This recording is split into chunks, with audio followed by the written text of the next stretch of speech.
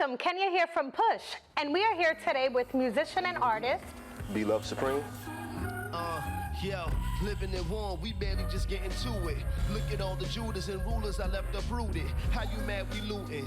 So take this corned beef, Molotov cocktail sandwich with extra gluten. Sons who snooting. What was your initial push? And tell us a little bit about your journey while becoming an artist and musician. My first initial push was, as far as I could think back from the time I was young. Like I grew up in a household with music, you know, having parents from the Caribbean. I always had some type of Mighty Sparrow playing, some kind of Bob Marley playing, and music has always been around me from the time I was a child. And as I got older, you know, really because of my brother, I was exposed to, like, you know, rap, different artists, because my parents, you know, like most traditional parents, there's certain music that's not going to be played in the home, and if you play it, you got to play it on low, so they don't really catch everything that's going on with it. So a lot of my hip-hop musical taste, my brother really, you know, I really took note from my brother when I was younger. My favorite artists, you know, Nas, the Nas's, the Wu-Tangs, you know, that kind of thing. And that's what really, hearing people put those words together, how they use music as a way of expressing themselves, that was a way for me, that I found a way I could also express myself. And, you know, I come from a family of, you know, my father was involved with, you know, in Mount Vernon, the local organizing committee, where they put together a group of people from Westchester when the Million Man March was happening. So from the time I was young, I always had that, you know, I don't want to call it militancy, but an awareness in the home, you know. So that was also very heavy in what I do and what influenced me to want to get into writing, and writing the way I write. So that's really was what introduced me to music, really. My brother's musical taste, you know, what I liked as a child, what I heard coming up. And as I got older, I just started to listen to different things, started to get more into it. I remember my first rap, I think I wrote it in like the 6th grade. It was probably the wackest rap that I ever wrote. And it was in Sacred Heart. And my teacher, he saw that I was writing, but I was very shy in terms, I didn't want anybody, you know, teacher to read my stuff. So my teacher, he took it, and then he read it to the class. And the teacher was like a DJ, and then he made sure I knew that that was the wackest rap that was written. I said, okay. Constructive criticism. Yeah, in his own way, very constructive. But over time, I just dedicated more time to the craft of writing, you know, more time to really trying to put words together in a way like an artist draws or they paint, you know. So that's where I come from, you know, when it comes to the music. Tell them the whole ass, cause brothers was just plain concrete loving. You're no Satan, y'all show hatred. Y'all fake woke, but won't face it. Hands nailed, but y'all no savior. What is your current push? What is the drive behind your music now? And any projects you have coming up? I have some project. I have a project coming up. My current drive, or what I'm pushing now, is 638. It's a project that I completed it last year. And, you know, this is when the lockdown first started. So, you know, artists, we always have something that we're tentatively working on. So while I'm home, you know, with the little ones, I had I had playlists of beats that I made, of music that I wanted to get together. But, you know, sometimes you got to put it down and come back to it later. So one day, you know, I was going through some music, going through some sample sources, and I heard something that I knew that I wanted to do something with, which ended up becoming Seagram's. Yeah. Times I cry, feel like a weak man. Anxiety's a real thing. Depression is a deep sin. One of the owners of Whirly, he owns Seagram's. My lord is on the wheel round. I promise never leave him. When I wrote Seagram's and I felt the content was right, how it felt was on point, the sound was on point, that just kind of sparked like a certain creative, you know, lightning in the bottle kind of thing. So I just kept on going and kept on going. So I stopped everything I was doing and I just focused directly on that project. That project ended up becoming 638, which is, you know, out now. And yeah, so that's really my main project, and I tried to be as true to how I felt. You know, I'm not one of those that say, all right, let me make this kind of record, let me make this kind of record.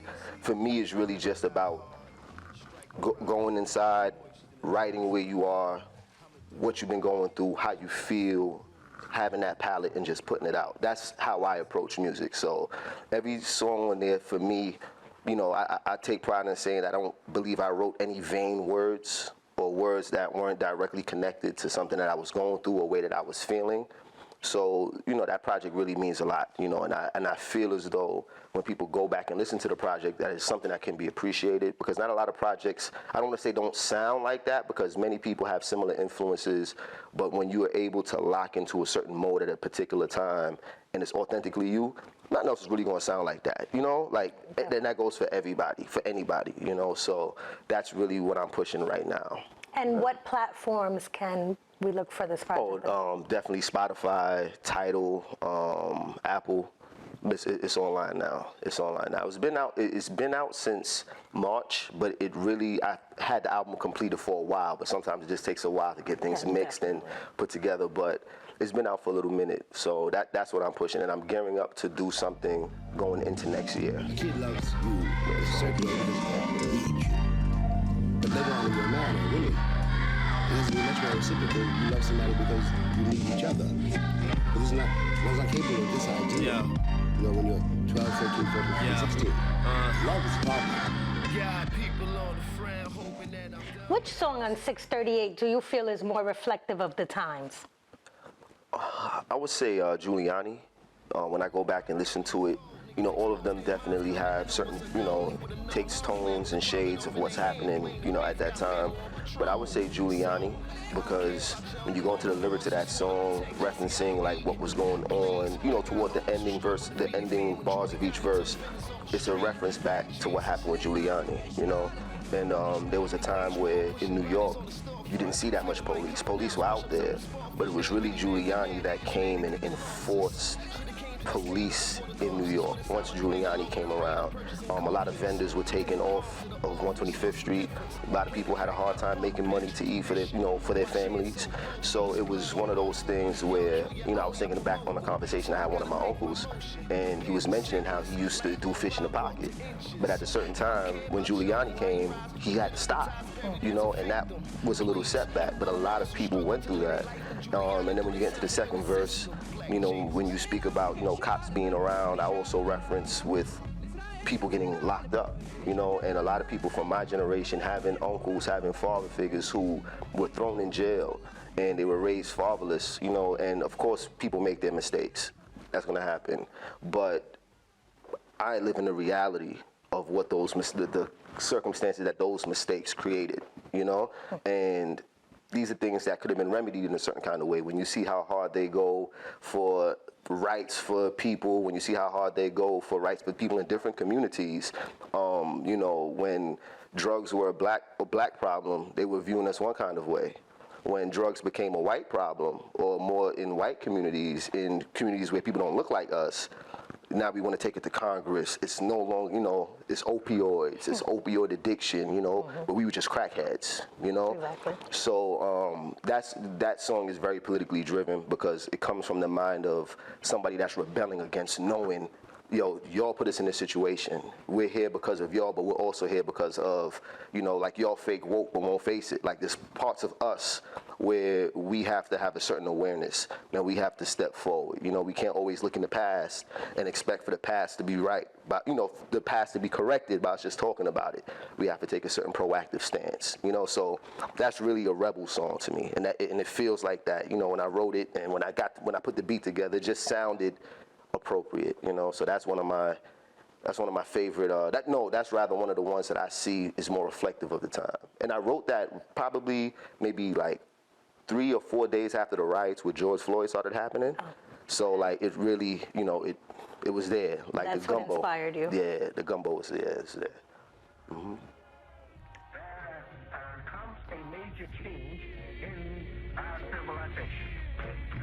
I say our civilization because that we had no other civilization on the planet Earth, according to the word of Almighty God, Allah, the so-called American Negro.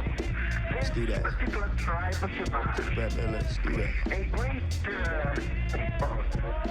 They were Yeah, let's do that. 50,000 years ago. Yeah, bro, let's do that. And their fathers Let's do that. and other tribes of tempest. It's been a dark year. This black Shabazz the crosshair. Look at the people that we lost here. From a woman in the gown, the ball player with a crown. But women love when we around. They be rocking, they find us horse here. Stuck looking like a newbie on the stroll. It's raws like doobies on souls. I love mine civilized. She said I epitomize all of that road love beyond control of the shit of ours. Do ours and inshallahs. Been truly protecting all the days of my life on the binge of my vice. Have been caught up since the March of 9-5. Slowed up since the trials of 05. Mama had to ship me out to Kansas. Investigating life in this metropolis for Camden. Bob Ross on the canvas. It's real life spraying mantis. The real life mold of grandmama's church soul with a tambourine. House raised encouraging peas and tambourine. When people who classify themselves as white House raised encouraging peas and tambourine. saying something is wrong with black people's genetics. Raised with chickpeas and tambourine. See, three of their fingers Yeah. are pointing back at themselves. Chickpeas and tambourine. Yes, please and thank you. Father's weak heart is over Sanford. Wisdom told me not to rush to be a Samson. Learn to keep my mind balanced when your hands full. Learn to keep my feet planted when it's action. Gotta keep your tongue quiet when your mouth full. Gotta keep your heart balanced through the hadness. Now what's happening?